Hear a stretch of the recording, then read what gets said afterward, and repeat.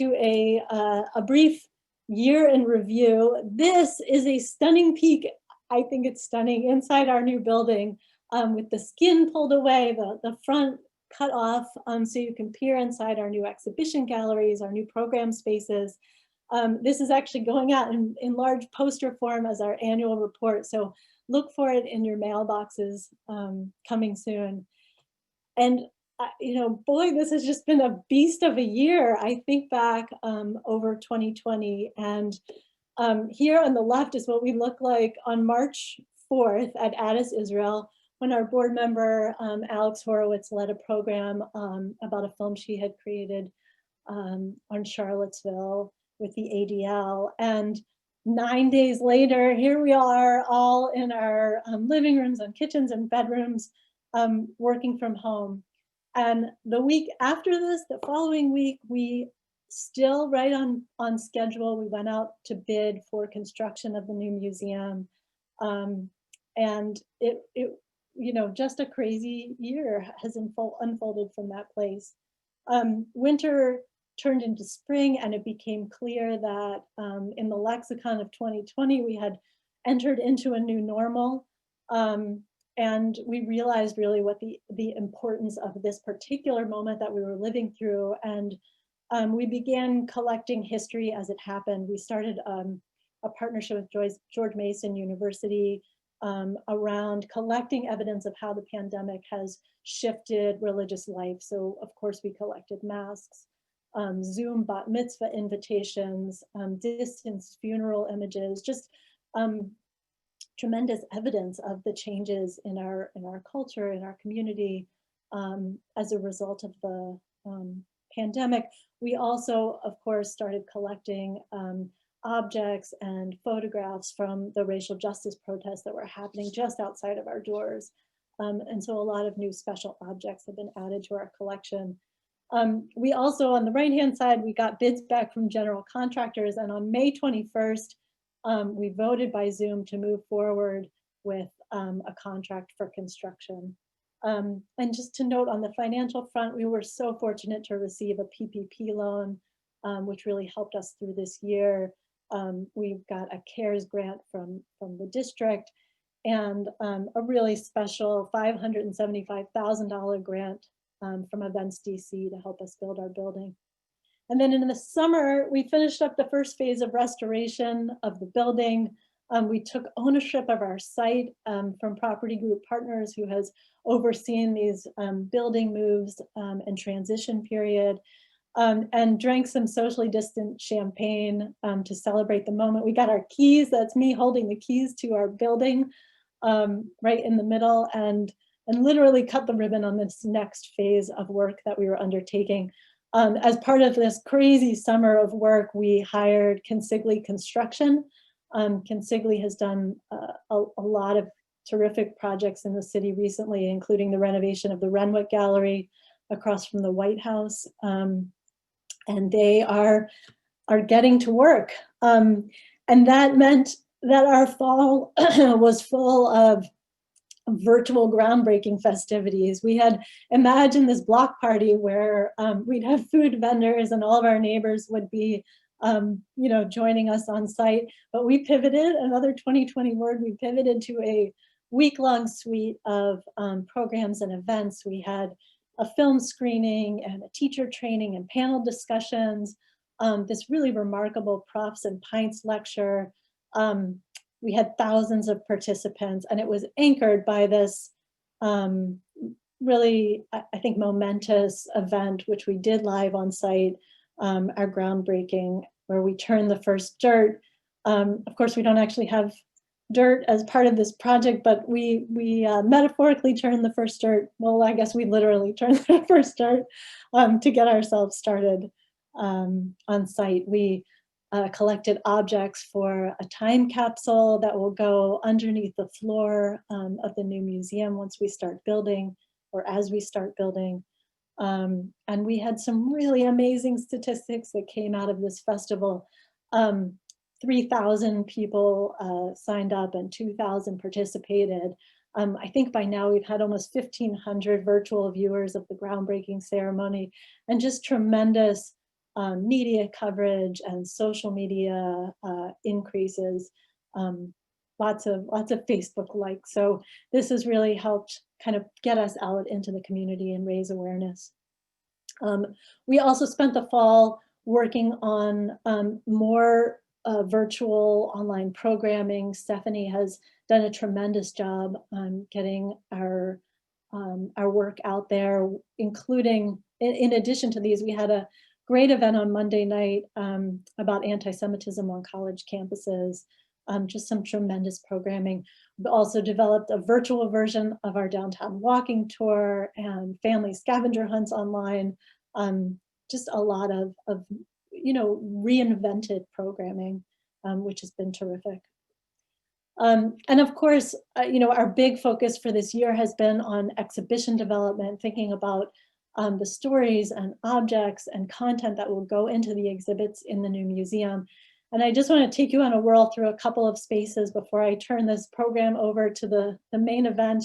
We're going to peer into this orientation gallery on the first floor of the historic building, and then take a couple looks at objects and things in the core exhibit gallery up on the second floor.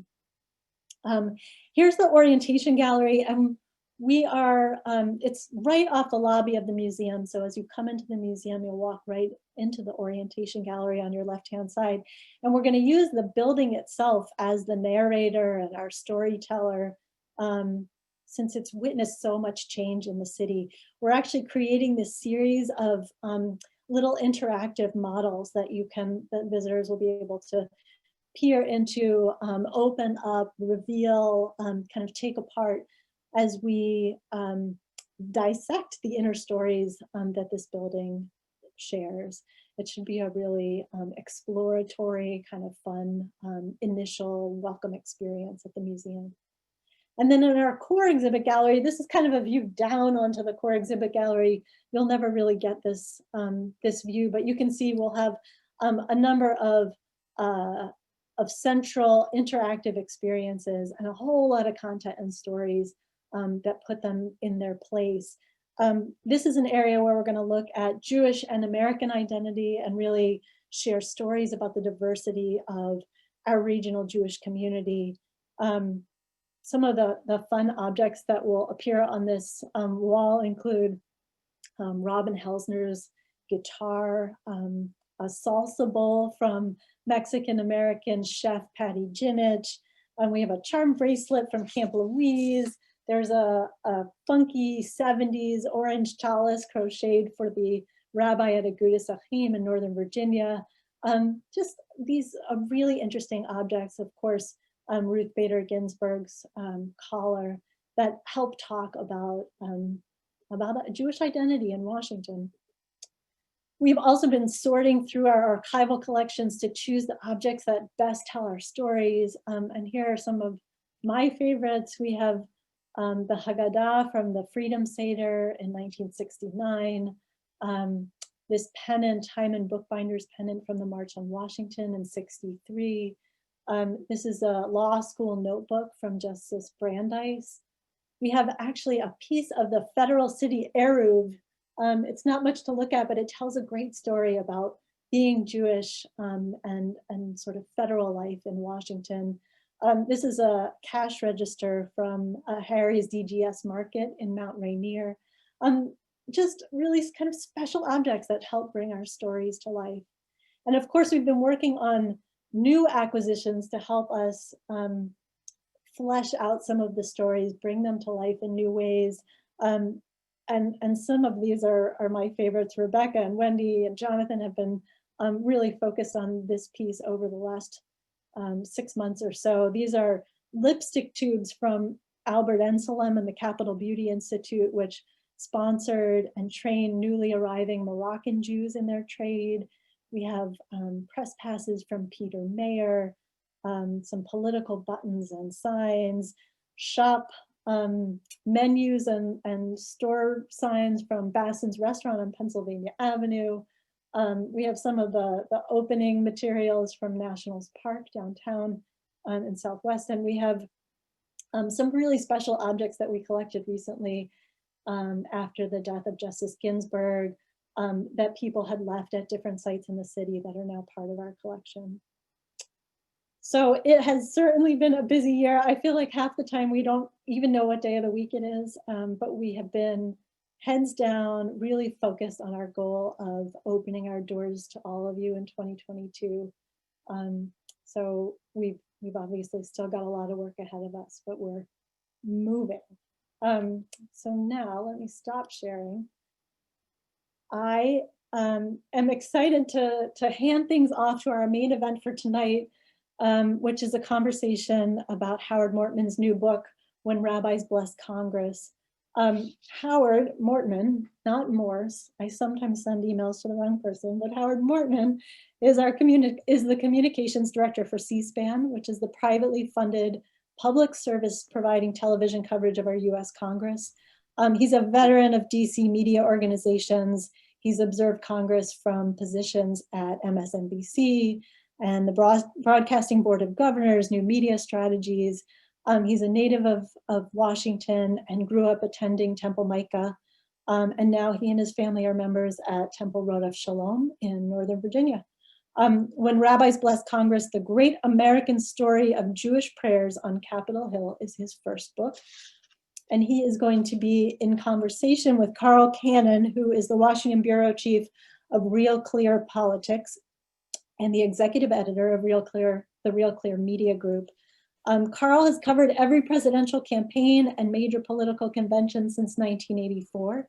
He's received the two most prestigious honors for White House coverage, the Gerald R. Ford Prize for Distinguished Reporting of the Presidency, and the Aldo Beckman Award for Excellence in Presidential News Coverage. I think we're in really good hands for tonight. So I want to welcome Carl and Howard. Thank you, guys.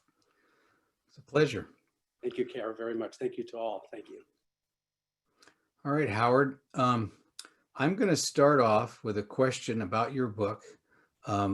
That's my inspiration for this question is a guy we both know, Brian Lamb, who started Book Notes about, 30 years ago. And his first question and his first Book Notes is the one I'm going to ask you. Why did you write this book? So, Carl, since you're going to cite Brian Lamb in your question, I'm going to include C-SPAN in my answer.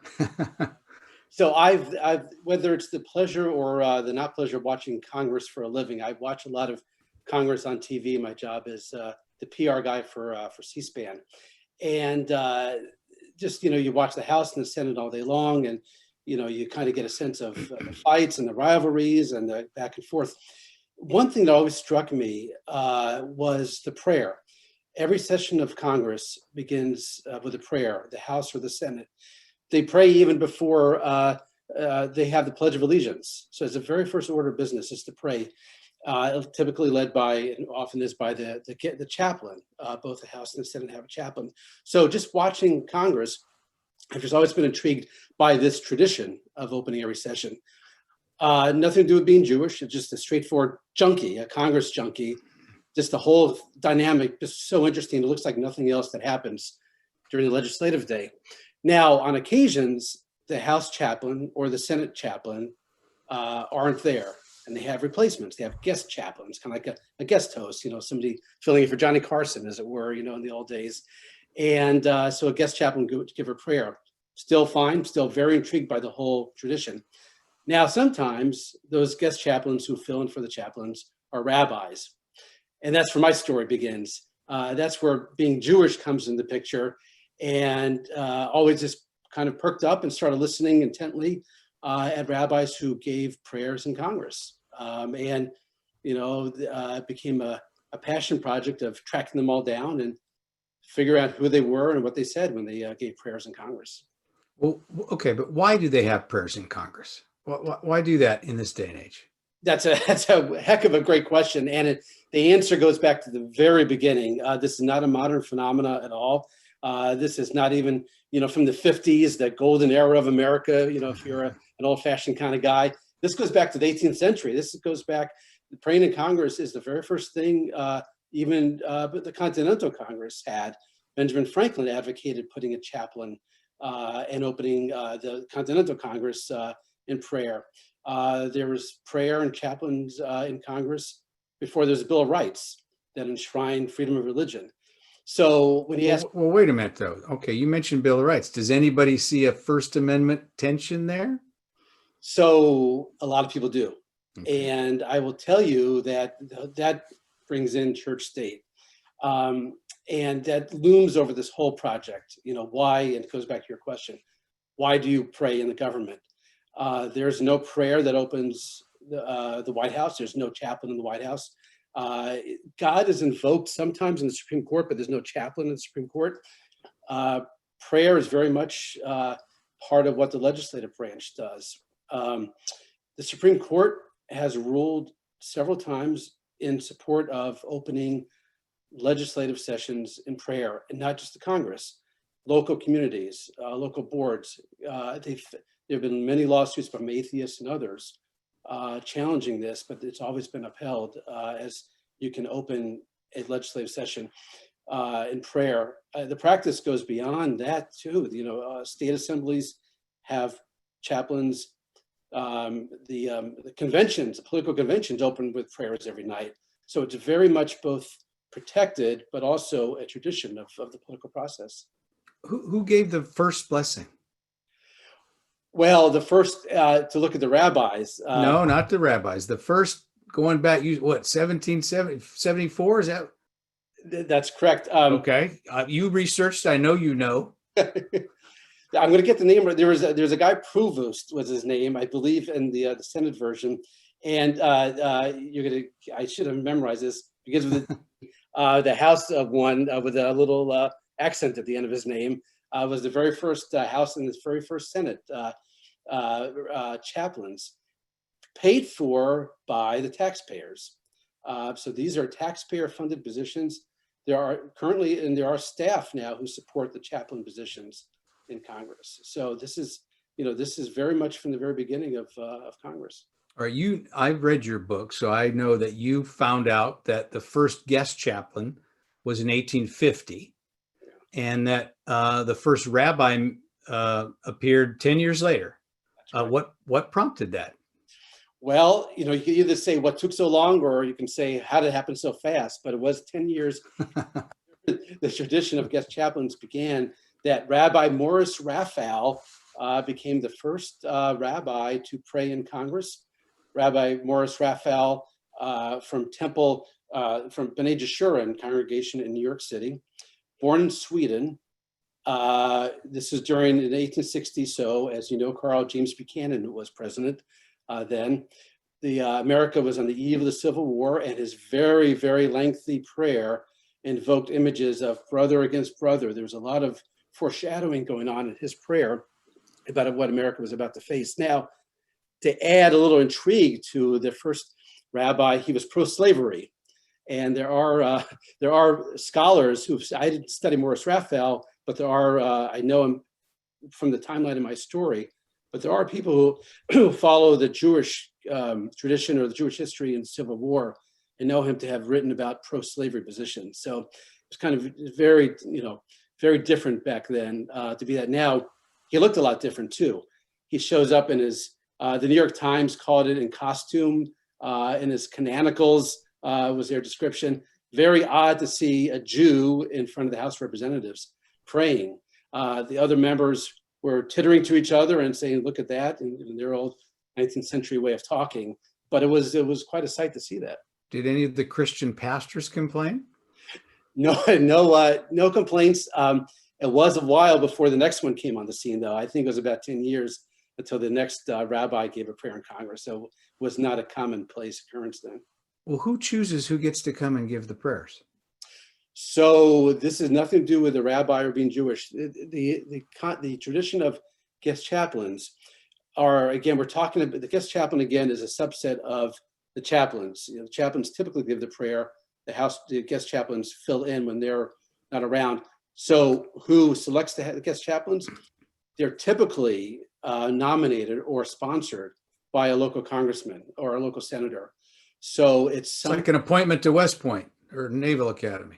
What it is very similar in that regard. I'll share a couple stories that I've just by doing this work here that it may not surprise you that jockeying goes on, and there is some jealousy among rabbis and others who want to get this prime position to be in front of the legislature and give a prayer. They are so the ones who get selected are close to the local congressmen or local senators, not even Jewish, non-Jews sponsor rabbis who they know from their community. I wasn't going to share this. This is a new anecdote, but since you opened with a church-state question, I recently came across, and I missed this when I first did the research in the book, Frank Lautenberg, former senator from he died, lay senator from New Jersey, sponsored a rabbi, back in the early 2000s from in the Senate from New Jersey. And in Senator Lautenberg's remarks, praised the rabbi for all he had done on the church-state issue of keeping church-state separate, but wasn't separate enough to keep the rabbi from showing up and praying in Congress. It seems like that seems dispensation, as you might say. So, yeah, but it very much typically is localized now. They wouldn't asterisk, and I promise not to get into the weeds here, but in a pro forma session of the House is when they have to stay in session for official obligations to keep the clock running, basically. They do have chaplains. There are prayers during those sessions. They do call in guest chaplains. Typically, those are like local DC area folks who fill in, who are just geographically desirable then. You found in your research, if I don't know if this has changed since your book's published, but 441 rabbis, right? That's right. And Stephanie, can you pull up slide 4? That actually has the number on there. 600, the numbers that Carl is referring to right now. And yeah, so the right. Let's go. Look at that. Thank you, Stephanie. Let's just, people want to do the numbers. 634 times a rabbi has opened Congress in prayer, comes from 441 rabbis. Now, why is that number different? Because some rabbis give one or more, have given multiple prayers. About 100 rabbis have prayed in Congress 2 or more times. And those 441 rabbis come from 400 synagogues. How do they choose between, do they try and get the balance between Orthodox, Reform, and conservative synagogues? How do they do that? It's really funny that the breakdown, and I'm glad you asked that, Carl, because the breakdown is roughly a third. Really? A third Orthodox and a third Reform. So like Republicans, Democrats, and Independents. That's right. Yeah, right. Exactly. Well, yeah, I won't go to voting patterns, but it's actually speaks to that there are no quotas involved. There's no requirement to have a certain kind of rabbi give a prayer. It's just a natural, organic way of looking at the numbers. You found some foreign rabbis too. How did that come to? How did they get here? So the immigration plays a big role. Many of the rabbis have come from different countries, and one of the things I really love about these stories is many of them came from Eastern Europe, from Poland, from Germany and Russia. And many came before the war, before World War II, before the Holocaust. There were a couple that actually survived the Holocaust and moved to America, became rabbis, and prayed in Congress, including, I found this in the research, it's totally amazing, a couple Auschwitz survivors ended up immigrating to America and praying in Congress. It's just an amazing story. Like the ultimate triumph over Hitler is to have a Jew in front of America's center of democracy giving a prayer. But there were a couple Holocaust survivors who have prayed in Congress. Sure. You found. Tell us about the female rabbis. Why are there so few women? Sure. And actually, let's open. I love that. Stephanie, can you pull up the video, the first video of, and we'll talk about, this will be our first example of what a rabbi giving a prayer in Congress looks like. This is the video of Rabbi Hannah Spiro, who is, I know, close to the Capitol Jewish Museum. And that's the first YouTube, Stephanie, if you can just let that play.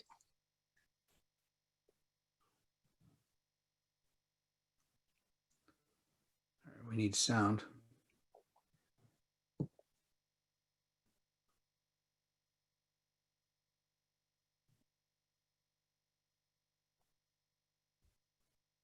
we have sound of that, Howard? Is that on my end? I'm sorry about that. Speaker of the House of Representatives. The prayer will be offered by the guest chaplain, Rabbi Hannah Spiro from Hill Havara, Washington, D.C. We thank you for the Jewish festival of Sukkot, which begins today, and for your commandment to build temporary structures, to eat and sleep in them under the stars, and to welcome in guests, honored guests, guests in need. You teach us that these are one and the same. Your festival teaches us to come to terms with impermanence of these temporary structures, our actual homes, our wealth, our social standing, and even our lives. When we remember, as Ecclesiastes teaches, that we came from dust and will return to it, we can't possibly feel justified in holding on to our resources with a clenched fist. You move us to open our hands and homes in generosity, inclusion, and justice. May the Sukkot season and the beauty of changing autumn leaves inspire each one of us to welcome, to serve, and for this brief time we're allotted to generously live. Okay, so Pursuant to Section 3A of the House Resolution 1059, the Journal. okay, so Well, that's a beautiful blessing, Howard. yeah, and a couple of you. She mentioned Ecclesiastes in there, which is always that's really a nice touch to add. Beautiful prayer. A couple things about that. I know Rabbi Spiro is close to the Capital Jewish Museum. To answer your question about why so few women, and Stephanie, as I answer, can you pull up slide 6, which actually runs the numbers of women rabbis? And I will answer Carl's question as we look at slide 6, the number of women rabbis. That video we saw was the first one, and there's Rabbi Spiro right there in the bottom right. There have been of the 634 times a prayer has been given by a rabbi in Congress. 15 of them come from a woman, a female rabbi. 2 from Rabbi Spiro. In fact, she's the leader among female rabbis. Okay, so your question, like, why is that so small? So a couple things. The first woman rabbi was not ordained until 1972, I believe, the early 70s. So the men have had decades and decades to run up the score before there really was a female rabbi. But even then, so and actually one quick anecdote about the first woman rabbi. Her name was Sally Prezand, and she was sponsored in she was October 1973. She gave the House prayer. Carl, you'll appreciate this. She gave the House prayer the same day that the House voted for the Senate Judiciary Committee to begin impeachment proceedings against Richard Nixon. So they had the woman rabbi give the prayer that day. Sponsored by, you want to guess, Carl, who Sally Prezand was sponsored by? Peter Rodino, maybe? No, I'll give you a hint. She was from New York and from B'nai Jeshurun in, well, I'm sorry, from the Stephen Y Synagogue in New York. So if I say New York, early 70s, a groundbreaking woman. Bella Abzug? That's correct, Carl Cannon. We've brought the right moderator in for today. That's right. Bella Abzug sponsored her. Very much of a time of breakthroughs for women. That one asterisk to Rabbi Sally Prezand's pioneering prayer for a woman rabbi, the congressional record spelled her name wrong. It should be spelled P-R-I-E-S-A-N-D. They transpose the E and the I. So they have it misspelled as P-R-E-I-S-A-N-D, which is wrong, which makes it really tough to find in the congressional record if you're doing research on this, but I persevered. So anyway, so here, 15 prayers by 14 women.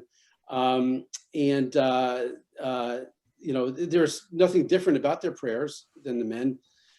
There are no Orthodox rabbis who are women, so they're not represented here, at least in this group.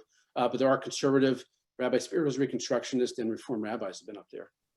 So do you have a slide on the rules that they give the guest chaplains, both rabbis and pastors and priests and others? I saw something. I think you've collected that. Do you have something on that? Yes. A slide we could show our. Yes. There we go. And I want to ask you something about this. By the way, before you ask, I just want to thank in our audience today is Rabbi Arnold Resnikoff, who was given the most prayers by a rabbi who provided this slide to me. So I just want to thank him. But yes, Carl, go ahead. What's your question on this? Well, the first one struck me. The length of the prayer should not exceed 150 words. That strikes me as a new convention, that they didn't do that in the 18th century. So yes, so it's new. Not only is it new in the 18th century, I found really lengthy prayers going back to like the 1950s and 1960s. So I don't know when these rules were instituted. Again, these aren't laws or statutes, but these are rules for the house chaplains.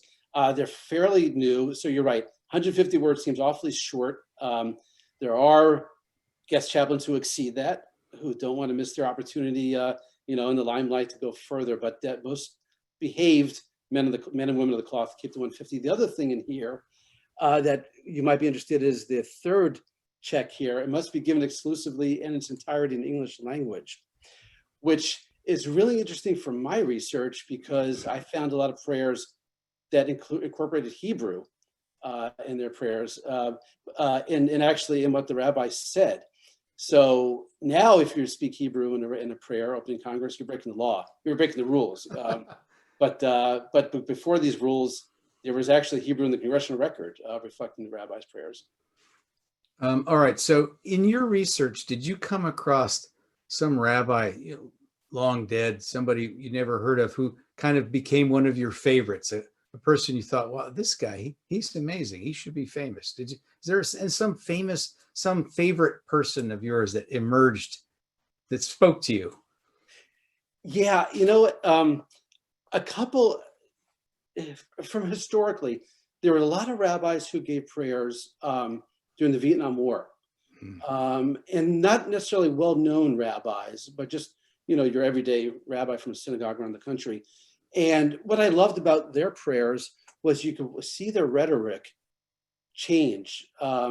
Sometimes, even though you're not supposed to really get involved in politics and policy, you could sense when they talk about the safety of our troops overseas, or America is up against great odds, the kind of like broad language that you kind of know, and you could sense the rhetoric moving from very supportive of what America's doing in the early 60s rabbis' prayers, and you could sense as America's turning against the war, their language is shifting as well, basically saying, when can we come home from Vietnam?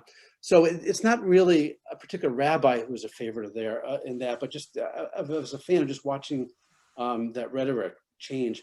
I will tell you one quick, really personal anecdote that I loved. There was a rabbi from St. Louis. His name is Rabbi Maurice Lyons, and he gave this prayer in the Senate in 1994. And he included in his prayer what's called the priestly benediction. The priestly benediction, basically the rabbi will raise his or her hands over a congregation and use a prayer from the book of Numbers in the Torah to bless the congregation. Well, Rabbi Maurice Lyons did this prayer, and he spoke in Hebrew over the Senate. And I always thought that was kind of interesting. And I didn't know anything about Rabbi Maurice Lyons of St. Louis until about 2 months ago. And I got out of nowhere an email from his family who had been Googling around. Rabbi Lyons has since died, but Googling around looking for mentions of him. I had, as part of my book research, mechanically put all the rabbi prayers, which are on video, onto YouTube. And this family of this Rabbi Maurice Lyons found this YouTube that I had posted of him, and they had never seen it before. And I believe, and the grandson reached out, and I don't think many of them even heard his voice before.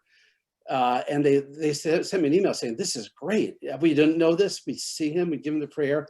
And I'm even more thrilled because, like, for me, it brought the whole project alive just to make this kind of connection. So, he wasn't a legendary rabbi, but, just very much a part of the living history of this story. Over the years, besides war and peace, what are the topics, the themes of these prayers that come through decade after decade? There must be some common threads. Stephanie, I'm going to have you do two things if you could. I'm going to show you, can you show slide 9, which is topics? And after that, I'm going to come out and I'm going to ask for you, Stephanie, to show video number 2, the CNN story on Rabbi Reznikov. But if you could show slide 9 for a second. Here are some themes, Carl. Here are the, really runs the gamut. So again, the preface that the role of the chaplain is not to influence legislation. They don't vote. they're not supposed to tell members of Congress what to do. This is really about addressing God, basically, and praying, but reflecting their times. And this is where the history lovers, you can really see some of the themes that come through. Space, I love this. I found about 10 rabbis who talked about astronauts, the Mercury astronauts, the space shuttle, just language soaring to the planets kind of language. And it's fun to kind of reverse engineer and backtrack. Well, when they said that, what was happening? Well, the space shuttle, just launched for the first time, or there's a tragedy in the space shuttle when you look back. So it definitely, War and Peace is a big theme. The one at the bottom, it comes through in a lot of these prayers, just the love of America, expressing that they are able to, the greatness of America as immigrants, or as just freedom comes through, and talking about the Liberty Bell, for instance, and what a great country we are.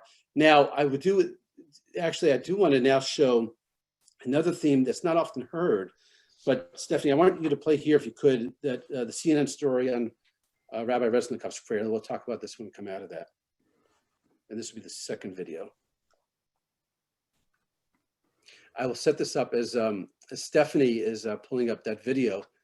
Let's let this play here. Here we go. A prayer this morning on Capitol Hill from a rabbi marking the end of a year with a message of hope.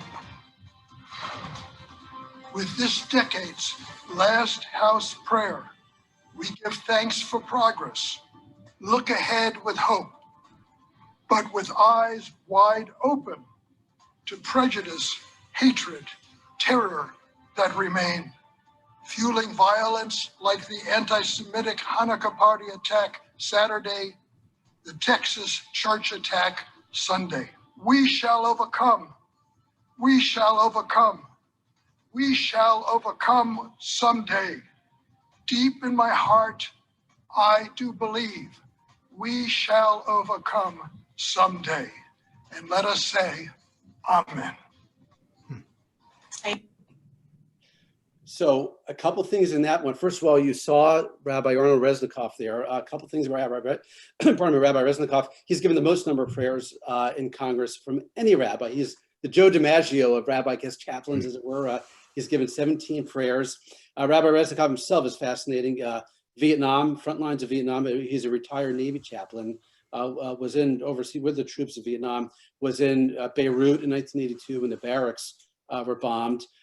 He was also at the dedication of the Vietnam War memorial, the wall, the memorial, 1982, for that dedication. And he belongs to Addis Israel congregation in DC, given the most number of prayers. That prayer we just saw made national news because it invoked the Hanukkah is from a year ago, the end of December 2019, and this is right in the heels of this terrible incident in New York, the stabbing in the synagogue. Rabbi Resnikov incorporated that theme, that topic, into his prayer, as you saw. And that was the first time, and I bore this out in the research, the first time that anti-Semitism ever mentioned in a rabbi's prayer, domestic anti-Semitism. One time a rabbi mentioned anti-Semitism in Russia. This is the first time domestic anti-Semitism was ever mentioned in prayer. Now, it's important to note that these prayers, again, are reflecting the moment in time when they're given. So it just by coincidence, the timing that Rabbi Resnikov's prayer happened right after this. Surely that if other anti-Semitic instances coincided with the rabbi prayer, they might have been mentioned. But this was the only time that theme came out in the rabbi's prayer. We got a question from someone in the audience who said, do we ever have controversial guest chaplains? He mentioned Father Coughlin, people like that, or any rabbis who are controversial? Are there people like that or are they all pretty widely accepted?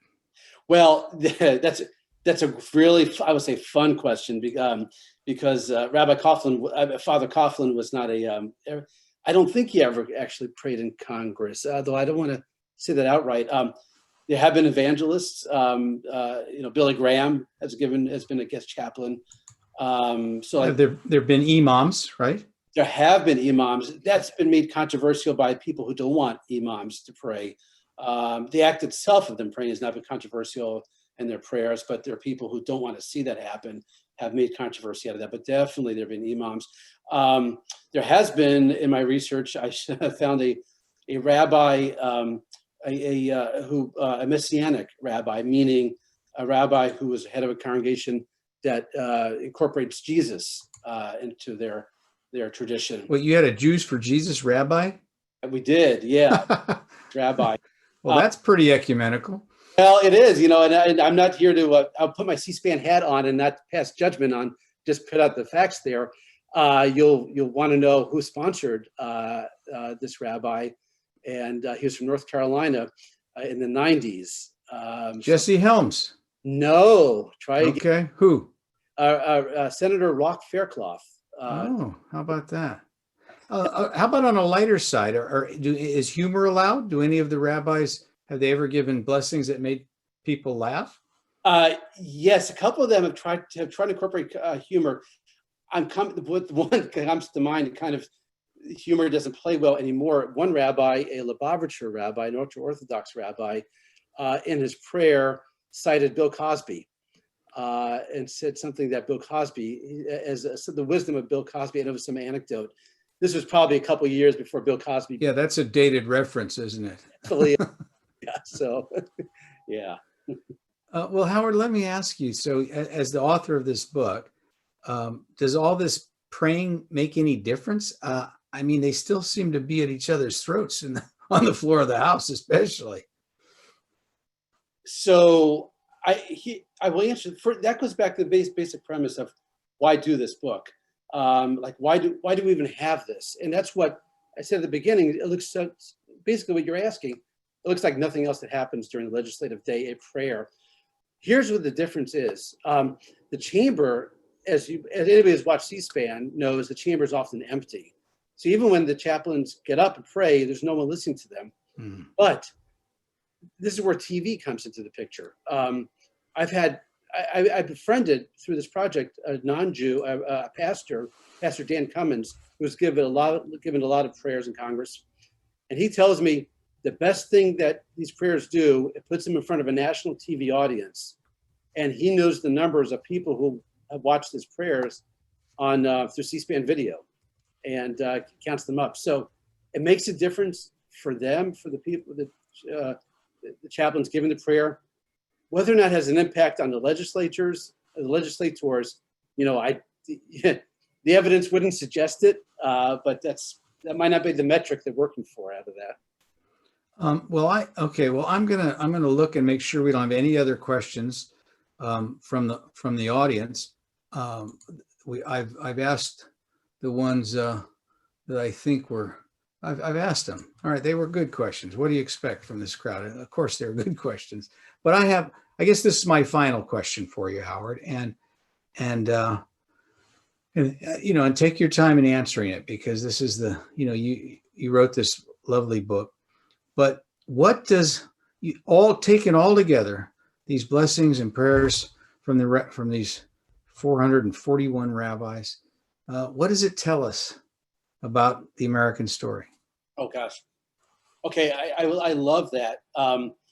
And first of all, if this is the final question, one thing I do want to mention is a thank you to you, Carl, and a thank you to the Capital Jewish Museum for doing this conversation. Also want to thank Washington Hebrew Congregation, which partnered with me in the book, and has the most number of rabbis from a synagogue. So I do want to plug them. The story in totality, I'll answer with an anecdote. Rabbis in Israel, the Knesset in Israel does not open with a prayer. If you want to be a rabbi and open a legislative session, you have to come to America to do it. What this tells me is two things. One, what I did in this book is not only has it never been done for rabbis, there are very little research and books and writing on the overall topic of prayer in Congress. Now, people have argued about the church-state aspect of it, but my perspective was, ignore it. I don't care about church versus state. I care about this story of this unreported, undiscovered treasure of America, of our democracy, of beginning each session of prayer. So I came from that construct. For Jews, it's a great story of America. It is the essence that there are immigrants, not only from Europe, there are Jewish immigrants from Latin America, from Cuba, who have come, rabbis who have come to pray in Congress. It's a great ingathering. So it is part of the fabric of the American story, of American democracy, that a rabbi, a Jew, can survive Auschwitz and come to America and pray in the literal center of democracy. To be a rabbi at the rostrum, as it were, is just, and to cite the Liberty Bell for all the, the tension that we go through as a country, the ins and outs all the time.